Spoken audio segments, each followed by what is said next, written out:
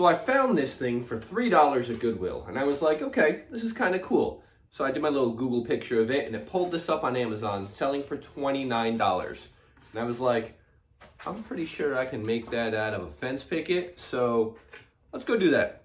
All right, so I'm just kind of looking at this thing, and the bottom is super flimsy. And overall, they just used some thin wood. Brad nailed it together. So the fence picket is going to be a little bit more heavy duty. So complete cut list will be below. Also 1422woodworking.com. There will be a link below. But here's basically what we're going to do with this board. I'm going to cut a 13-inch section, and then I'm going to set my table saw to 1.5 inches, and I'm going to cut 3 strips. You're going to have a piece left over, about 3/4 of an inch. Make sure you save that. So let's get all those cuts done first. 13-inch section. Now the rest of this board over to the table saw, 3 1.5-inch strips.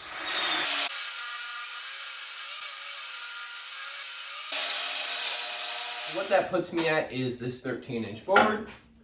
I have 3 strips, 1.5 inches in width, and then I have this leftover piece right here. That's about 3/4 of an inch-ish. We need it all. So the first thing I'm going to cut is going to be my 2 14-inch pieces. All right. Next, I'm going to cut my 2 5.5s. I need 2 5-inch pieces.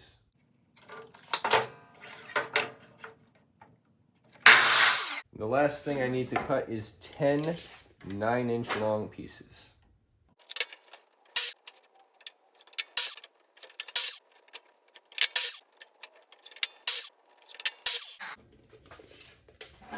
I also need a 17.5-inch piece off of this little strip I had left over.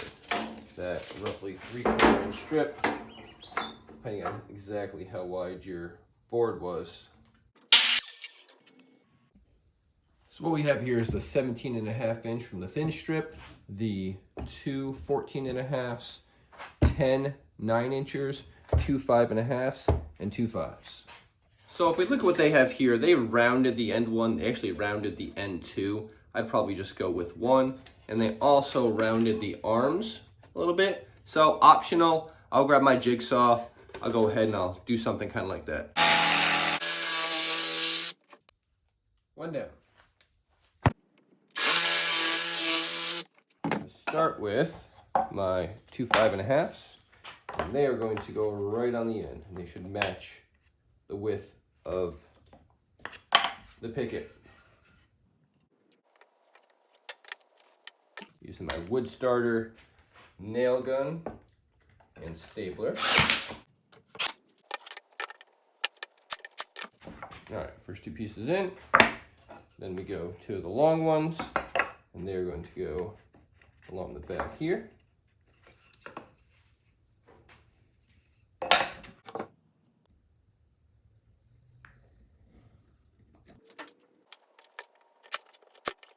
And then this side.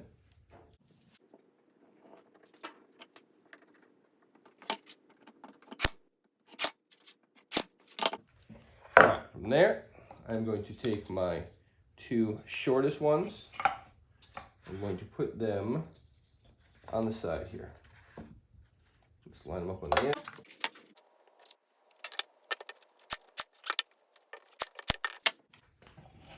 Now, my 2 curved pieces here, and these are going to go on the end here.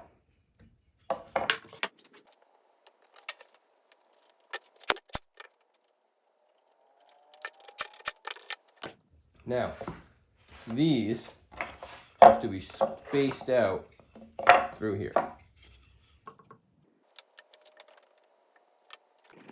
Kind of see how our spacing works there. So what I'm going to do here is I'm going to put this one basically in the middle. All right, so I'm going to have one extra here because these are going to fit nicely with a middle one and then 2 on either side. So I'm going to focus on putting this one in the middle.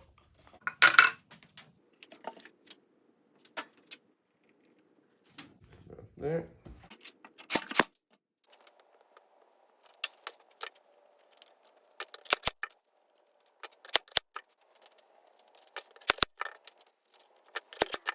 can kind of see where we are here. Okay, so what I need to do here is this piece is going to go across the back.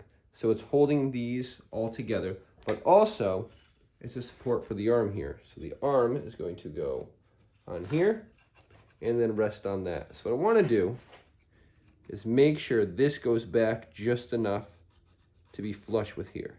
So what I'm going to do is put this piece flush, line this up with it, and I'm going to make a little mark on here. So now I can attach this, lining up that dot. So you see I put the dot right there. What I'm going to do is I'm going to attach this right with that lined up. And that way I know that when this is attached, those will sit even.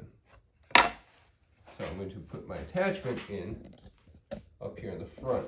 Put a little glue here, attach that down, again, having that spot lined up.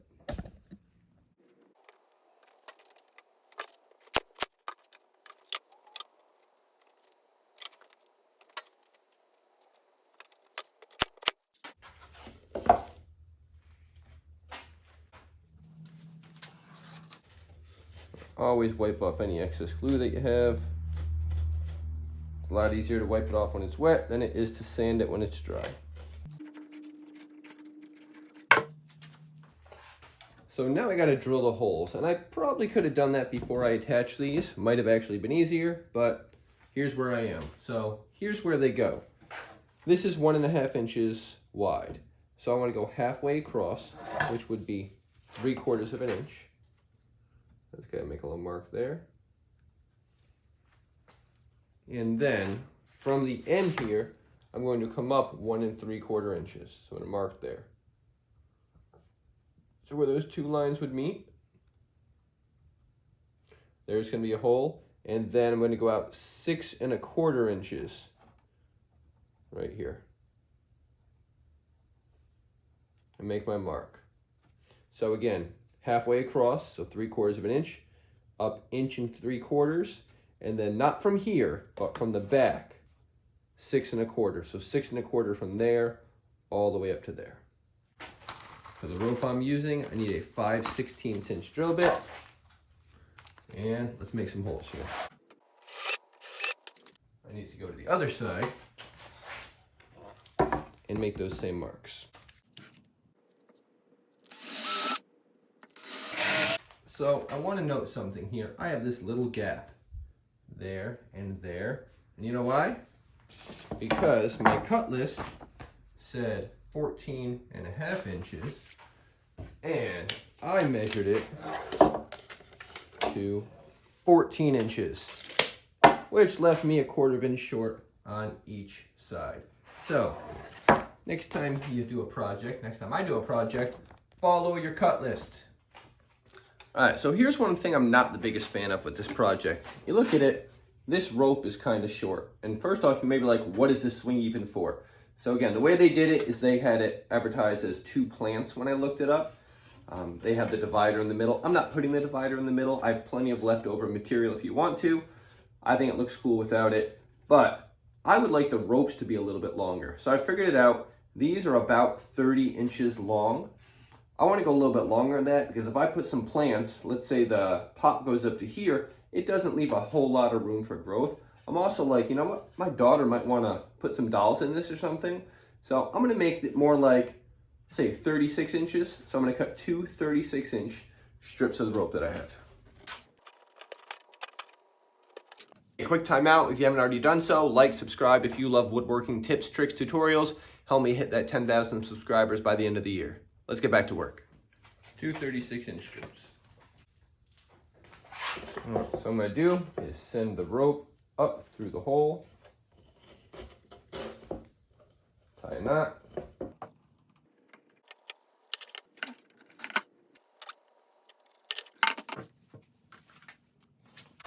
so I'm going to take the one in the back and put it over to the back on the other side.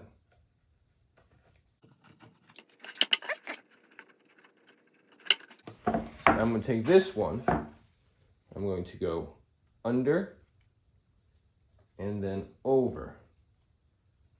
And I'm going to go through.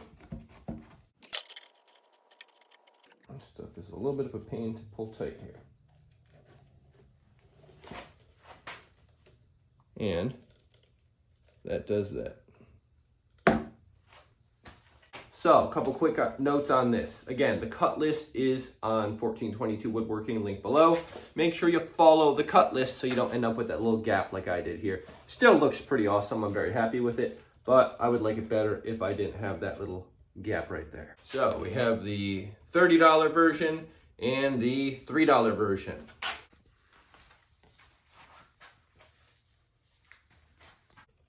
So I thought this was a pretty fun build. Hopefully you got something out of it. Like, subscribe, and I will see you in the next video.